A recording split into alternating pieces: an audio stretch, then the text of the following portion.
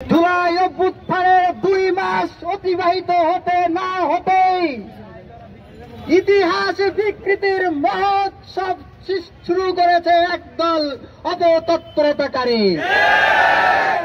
তারা সহস্রাধিক শহীদের রক্তের উপর প্রতিষ্ঠিত গণ অভ্যুত্থানের স্মৃতির চিহ্নকে মুছে দিতে চায়।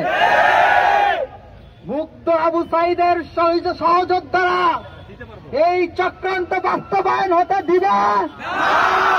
সংগ্রামী সহযোদ্ধারা, আপনারা জানেন ওই খুনি হাসিনা ও তার পালিত সন্ত্রাসীরা গত 15-16 বছর যাবৎ রাজাকার ট্যাগের মাধ্যমে ছাত্র জনতার উপরে গণহত্যা, গুম, নির্যাতনের স্টিম রোলার চালানোর বৈধতার লাইসেন্স দিয়েছিল।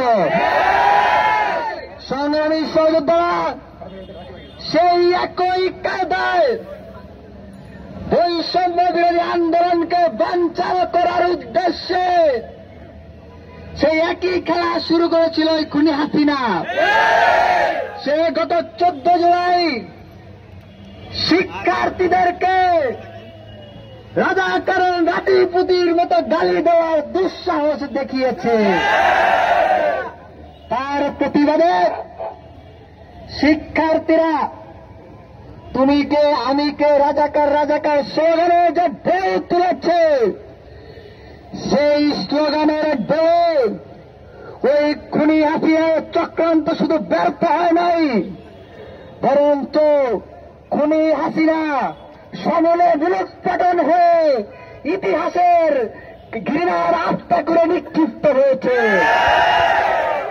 সংগ্রামী সহযোদ্ধারা, আমরা দেখতে পাচ্ছি স্বাধীন হওয়ার পরে একদল অপতৎপরতাকারী জুলাই অভ্যুত্থানের স্মৃতি চিহ্নকে মুছে দেওয়ার চেষ্টা চালিয়ে যাচ্ছে।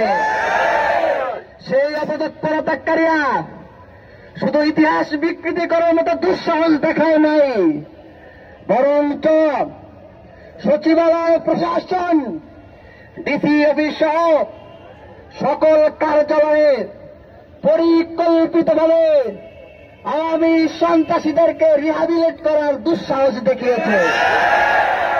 তারা কারা? ছাত্র জনতা জানে। ছাত্র জনতার